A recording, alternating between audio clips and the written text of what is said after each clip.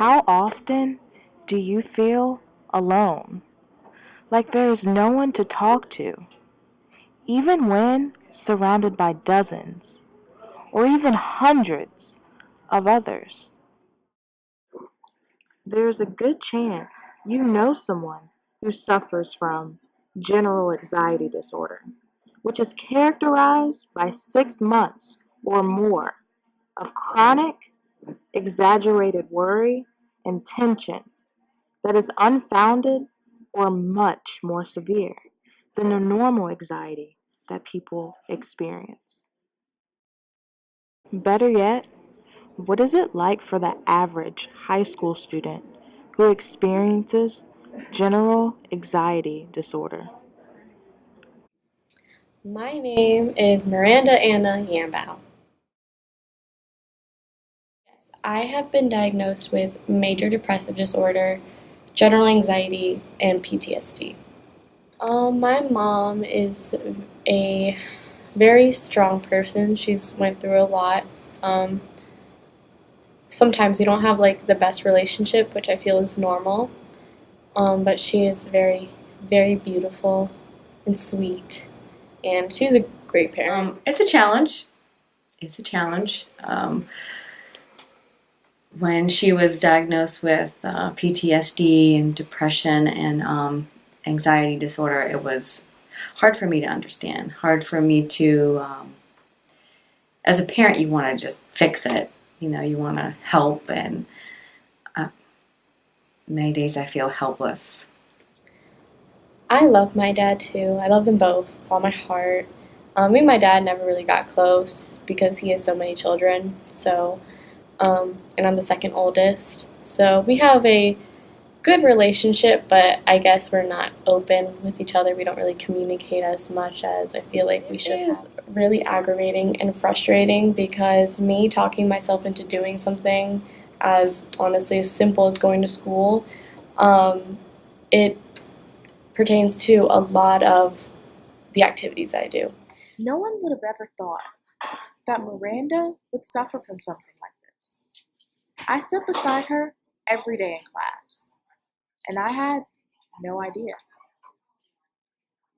It makes you wonder how many people are sitting next to us every single day and have the exact same thing. I was diagnosed in 11th grade, but I started showing signs of depression and anxiety in my 6th grade year.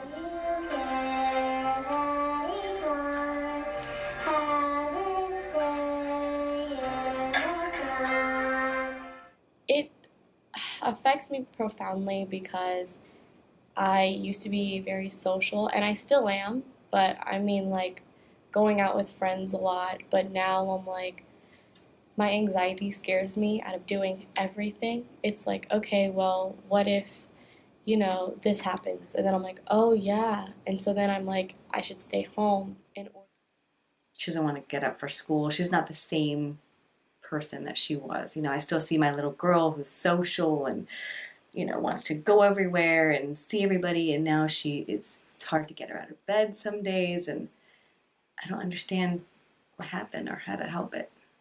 How to help her. like if people are like aware of that, they're like, oh my gosh, you don't look like you'd be like that. And even when I've had to go to a psychiatric hospital, the girls there were like, oh my gosh. And I was like, I mean, I guess I don't look like that, but it sucks. It's all inside. People with this disorder usually expect the worst. They worry excessively about money, health, family, or work, even when there are no signs of trouble.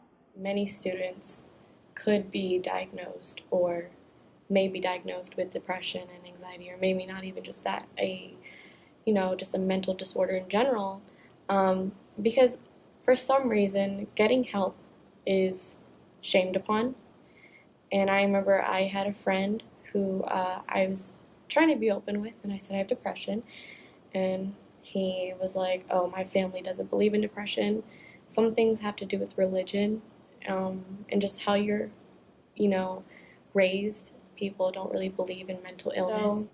it's almost like the angel and the devil aspect on your shoulder, where the angel telling me, hey, get out of bed, be happy, and the devil's like, no, you want to stay in bed, you want to relax.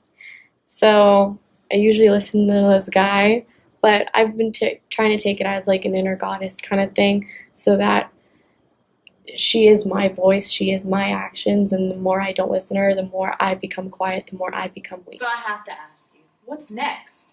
Where do you see yourself in 4 years? In 4 years, I hope to still be in school. I plan on going to school to become a social worker or a therapist, because all I want to do is help people for their well-being. So, yeah, that's where I hope to be. At that point, I hope that I do have a grip on myself, and I believe in myself, I really do. It just gets really difficult when, there's a voice in my head telling me not to believe in myself. So at that point, I hope that I do have a grip on myself, and I believe in myself, I really do. It just gets really difficult when, there's a voice in my head telling me not to believe in myself. So, when she's happy and she's smiling and she has a plan, she's going to go here and meet friends, or she's going to, she's up early. She's up. She's up and she's out of bed and she's happy and she's fixing breakfast or she's cleaning or, she's herself, so to speak. But yeah, she's up, she's interacting. Hey, Mom, I love you. My girl's back. And that's a good day.